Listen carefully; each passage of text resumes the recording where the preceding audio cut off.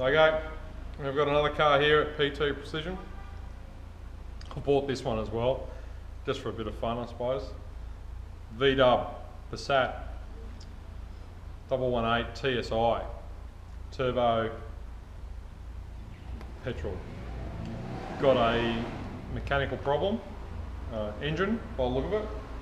Also, it's got DSG as well, so we'll have a look at the DSG, but I bought it because of the mechanical issues. I wanted to investigate those. We have done one of these before, the 1.4 litre with the turbo supercharged, and it broke the pistons. So it's just intriguing to see what these things do. We do a lot of VW stuff. We've got the tooling and everything for these, so it's not a big deal. But engine runs, but it misfires. So, got a misfire in there. It's actually cylinder number 2. We've already had the plugs out. The plugs don't look that great, but number 2's only got 40 psi compression.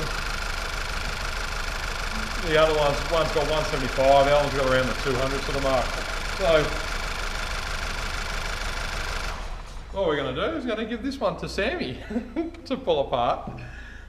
And we're going to investigate what goes on. He's just run away from the camera, he's a bit scared. So we'll pull the head off and then obviously pull the pistons off. We might do a wet compression test to it, see if it is rings or not. Anyway, we'll see what we're going to do with this one.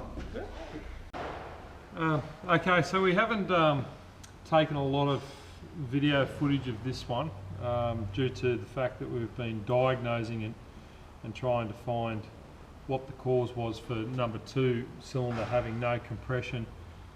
We know on the V-dubs they do pistons, but it wasn't to be a piston in this case.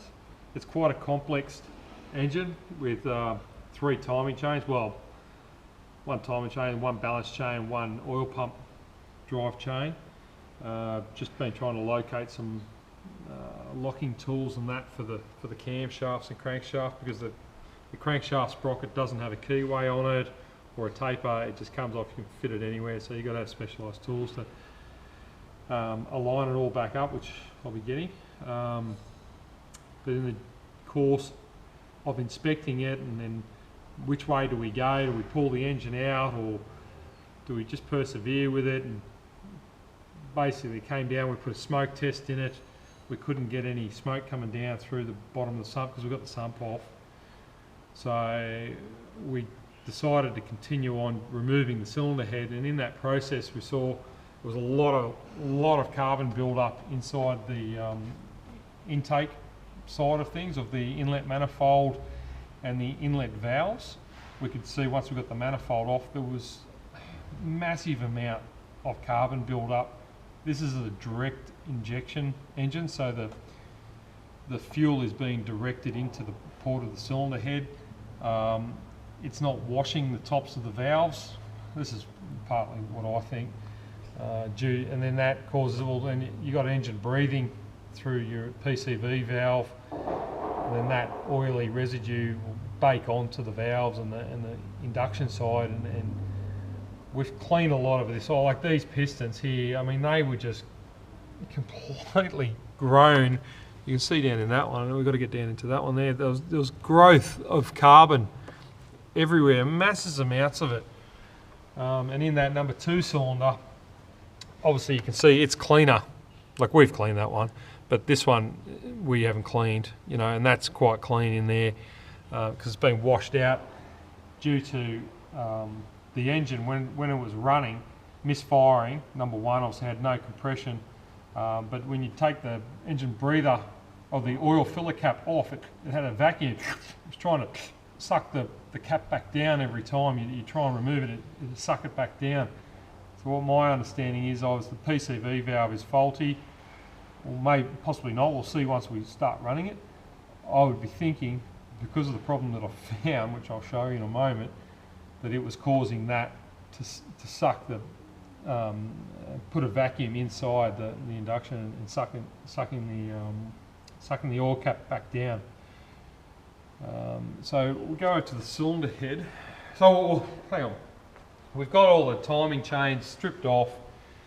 These have a tensioner issue, with the tensioners fail as well. So we've left the balance shaft chain still on. We've got it all marked up. The oil pump drive chain is off.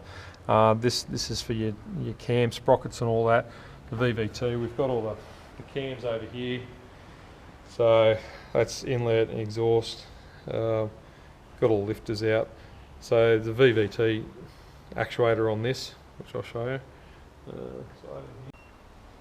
Okay, so we've actually got the cylinder head back now because it was that bad of carbon build up. We sent it away to the engineer, which it was going to go anyway. So what I ended up finding was that that's 1, 2.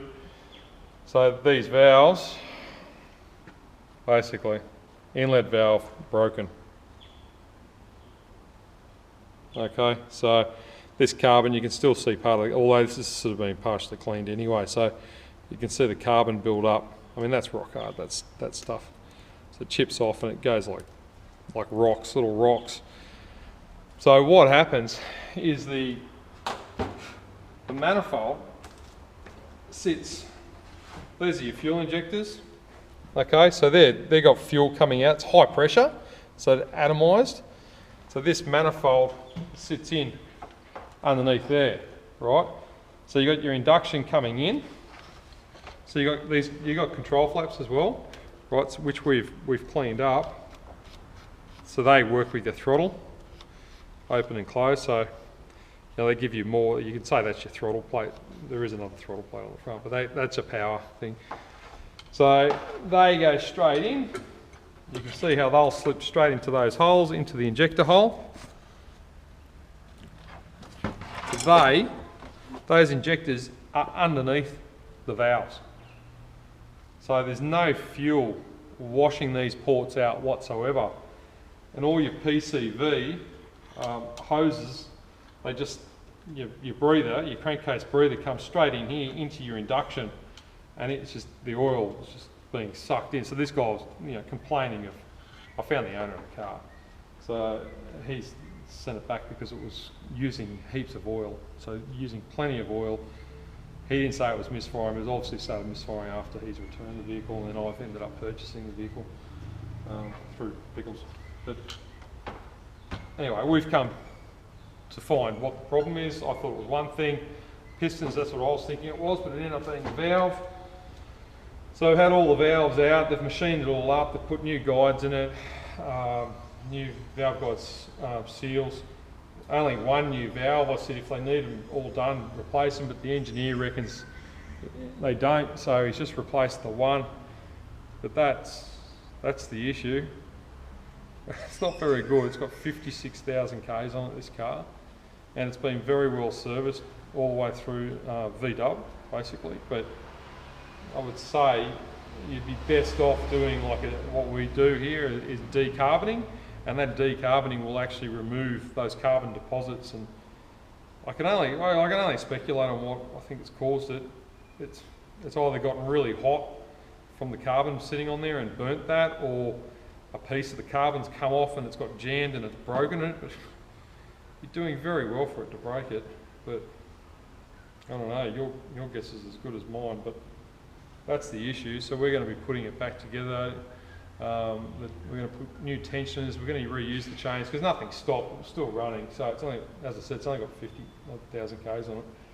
Put it back together with some new tensioners, new head bolts, we've got all new head bolts ready to go, all new gaskets, sump back on, all that kind of gear.